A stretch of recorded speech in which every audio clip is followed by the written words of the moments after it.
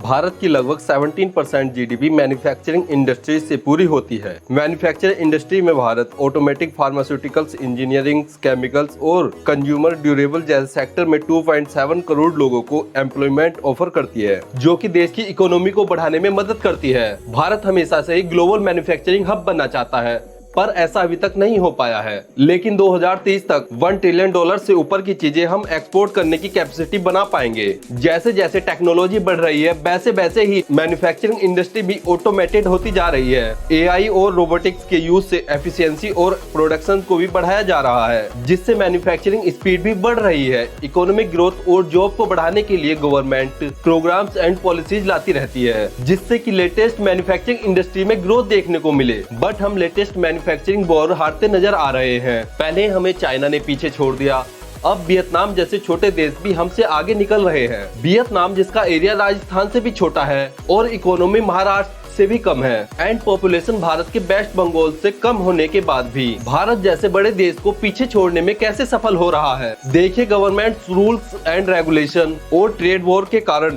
American कंपनियां आज China को छोड़कर दूसरे देश में फैक्ट्रियां लगा रही हैं। बट भारत में फैक्ट्रियां लगाने की बजाय यह वियतनाम, ताइवान, थाईलैंड जैसे छोटे देशों को ज्यादा प्रेफर कर रही है। According to Nooran research report, April 2018 to August 2019 के बीच 56 कंपनियों ने फैक्ट्रीज को चाइना से बाहर निकाला, जिसमें से मात्र 3 कंपनियां ही भारत में आई। बट 26 कंपनियां वियतनाम, 11 कंपनियां ताइवान और 8 कंपनियां थाईलैंड में गई। तो भारत ऐसी कौन सी गलती कर रहा है जो विदेशी कंपनियां भारत जैसे देश को छोड़कर छोटे छोटे देशों में अपनी मैन्युफैक्चरिंग इंडस्ट्री को इस्टेब्लिश कर रही है? तो इसका मेन रीजन है गवर्नमेंट और पॉलिसीज को लेकर। देखिए, जो भी सबसे ज्यादा जीडीपी वाले देश हैं, जिनकी इकोनॉमी ज्यादा है, जैसे यूएसए, यूके, जर्मनी, जापान, इन सबके डेवलपमेंट में मैन्युफैक्चरिंग इंडस्ट्री का सबसे बड़ा योगदान रहा है। बट बढ़ते इनकम लेवल के साथ साथ उधर की कंपनियों ने कम जीडीपी वाले देशों में या गरीब देशों में अपनी मैन्युफैक्चरिंग इंडस्ट्री को स्टैब्लिश करना शुरू कर दिया, जिससे प्रोडक्ट की कॉस्ट भी कम हो गई और कंपनियों को ज्यादा प्रॉफिट जनरेट होने लगा। आज चाइना मैन्युफैक्चरिंग की बदौलत दुनिया की सेकंड लार्जेस्ट इकोनॉमी बन चुका है, भारत से लगभग 5 गुना ज्यादा। आज से 50 साल पहले चाइना भारत से काफी पीछे हुआ करता था, बट उनकी गवर्नमेंट की पॉलिसीज और सब्सिडीज कंपनियों को अपनी ओर अट्रैक्ट करने में कामयाब रही, जिससे कि एक मिरेकल ग्रोथ देखने को मिली। चाइना में ब्यूरोक्रेट्स के पास ज्यादा पावर ना होने के कारण लोकल लीडर्स के पास ज्यादा पावर्स होती है, जिससे कि वह विदेशी कंपनियों को ज्यादा अट्रैक्ट कर पाते हैं। और चाइना का एजुकेशन लेवल भी बहुत बढ़िया है। हंगेरियन इकोनॉमिक्स निकोलस कालाडोर ने यूके से लेकर जापान तक 12 उन कंपनीज को एग्जामिन किया जिनमें इंडस्ट्रियल रेवोल्यूशन सबसे पहले आया था। इन्होंने पाया कि फास्ट इकोनॉमिक ग्रोथ के लिए मैन्युफैक्चरिंग इंडस्ट्री मेन इंजन की तरह काम करती है, उसको ऊर्जा देने के साथ स्पीड भी बढ़ाता है। जब जब डेवलप कंट्रीज बढ़ी हैं, तब तब इकोनॉमिक में मैन्युफैक्चरिंग इंडस्ट्री सेक्टर का बहुत बड़ा शेयर रहा है। आज यूके की मैन्युफैक्चरिंग इंडस्ट्री उनकी जीडीपी का 10% है, बट 1948 में यह नंबर 48% था। ऐसे ही 1948 में यूएसए की जीडीपी का मैन्युफैक्चरिंग इंडस्ट्री से 20% से ज्यादा का शेयर था, जो अब 12% के आसपास है। बट इससे हाई स्किल्ड लेबर में बढ़ोतरी हुई है, जिसके कारण टेक्नोलॉजी दिन ब दिन एक नया मुकाम हासिल कर रही है। देखिए, जब कंट्रीज अमीर हो जाती हैं, तो मैन्युफैक्चरिंग इंडस्ट्री से उनका इकोनॉमिक बेनिफिट कम हो जाता है, इसलिए ये कंट्रीज सर्विस सेक्टर की ओर जाने लगती हैं। जैसे एक लैपटॉप बनाना ज्यादा मुश्किल है और इसकी लागत को मेंटेन करना भी बहुत मुश्किल है, बट लैपटॉप के सॉफ्टवेयर या ऐप बनाना ज्यादा प्रॉफिटेबल होता है। बस यही कारण है कि सभी डेवलप कंट्रीज अपनी मैन्युफैक्चरिंग इंडस्ट्री को सर्विसेज और डेवलप सेक्टर में मूव कर देती हैं। 1970 में यूएसए और यूरोप की ज्यादातर इकोनॉमी मैच्योर हो गई थी, तो कंपनी जब दूसरे देशों में अपना प्रोडक्शन सेटअप करने का डिसीजन ले रही थी, तब भारत का नाम भी सामने आया था। भारत के पास बहुत ही बढ़िया मौका था मैन्युफैक्चरिंग इंडस्ट्रीज को एक्सपेंड करके इकोनॉमी को बढ़ाने का।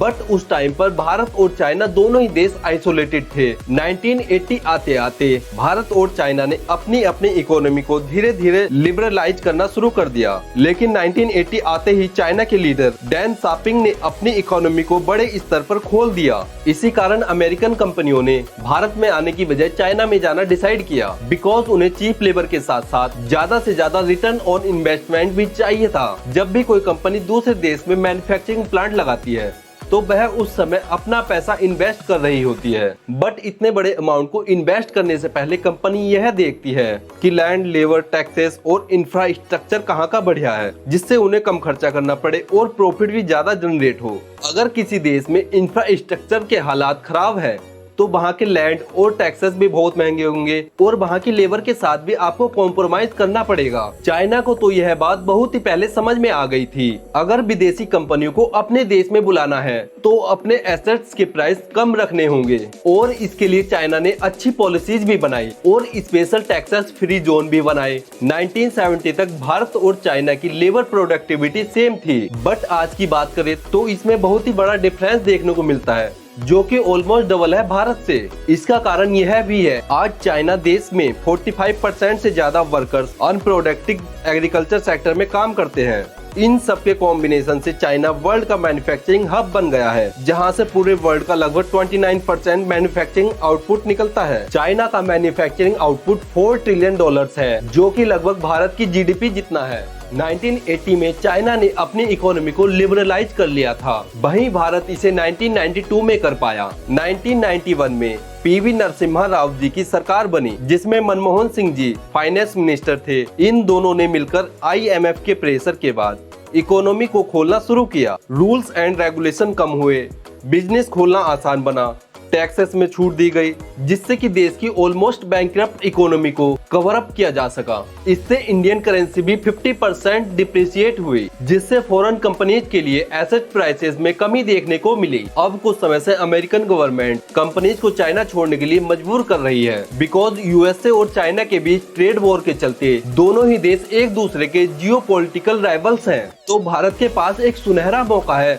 अपनी पुरानी गलतियों को सुधारने का और विदेशी कंपनियों को अट्रैक्ट करके भारत में विदेशी कंपनियों को इस्टेब्लिश करने का, जिससे इकोनॉमिक ग्रोथ देखने को मिलेगी। बट पुअर इंफ्रास्ट्रक्चर से इस ग्रोथ पर बहुत ही बुरा असर देखने को मिल रहा है। लेकिन भारत लगातार इंफ्रास्ट्रक्चर को इम्प्रूव करने की जद्दोजहद में लगा हुआ है, बट अभी भी हम इस मामले में काफी पीछे हैं। 2024 में अब तक भारत सरकार ने इंफ्रास्ट्रक्चर पर अपनी GDP का 3.3% इन्वेस्ट किया, पर अब भी इंफ्रास्ट्रक्चर की स्पीड काफी स्लो है। वहीं वियतनाम की बात करें तो उन्होंने अपनी GDP का 6.6% इंफ्रास्ट्रक्चर पर इन्वेस्ट किया, जो कि ईयर 2016 तक अपनी GDP का 2.3% ही इंफ्रास्ट्रक्चर पर इन्वेस्ट करते थे। इन्हें जल्दी समझ आ गया कि अपनी मैन्युफैक्चरिंग इंडस्ट्री को बढ़ाने के लिए ये करना बहुत जरूरी है। वहीं भारत भी इंफ्रास्ट्रक्चर में बहुत तेजी लाने की कोशिश कर रहा है। पिछले 7 सालों में 67 lakh crore rupees Indian government ने इंफ्रास्ट्रक्चर पर खर्च किया है और यह आंकड़ा अगले 7 सालों में डबल करने की कोशिश भारत सरकार द्वारा की जा रही है। भारत को प्रोडक्ट की क्वांटिटी से ज्यादा क्वालिटी पर फोकस करना पड़ेगा, बिकॉज क्वालिटी ना होने के कारण इंफ्रास्ट्रक्चर में नुकसान देखने को ज्यादा मिलेगा। फायदे के कंपैरिजन में आज भारत के टॉप 10 डिलेड इंफ्रास्ट्रक्चर प्रोजेक्ट की बात करें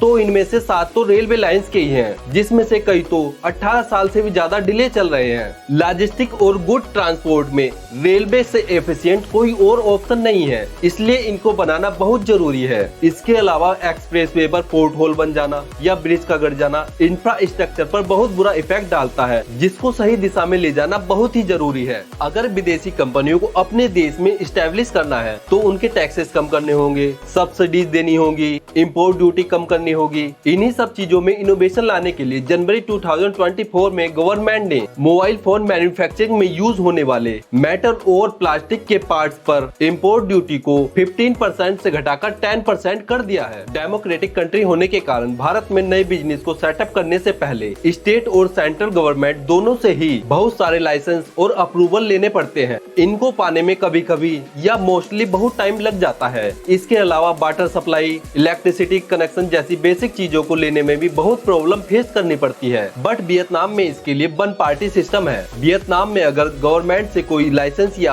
अप्रूवल वगैरह लेना हो तो एक सिंगल पॉइंट ऑफ कांटेक्ट ही होता है, यानी एक ही इंसान या डिपार्टमेंट से सारी फॉर्मेलिटी पूरी हो जाती है। यही भारत के लिए माइनर मगर वैल्यूएबल रीजन है जो भारत को मैन्युफैक्चरिंग हब बनने से रोक रहा है। इस मैन्युफैक्चरिंग वॉर को जीतने के लिए भारत को पॉलिसीज और इंफ्रास्ट्रक्चर को इम्प्रूव करने के साथ साथ इट्स ऑफ डूइंग बिजनेसेस पर भी ध्यान देना चाहिए।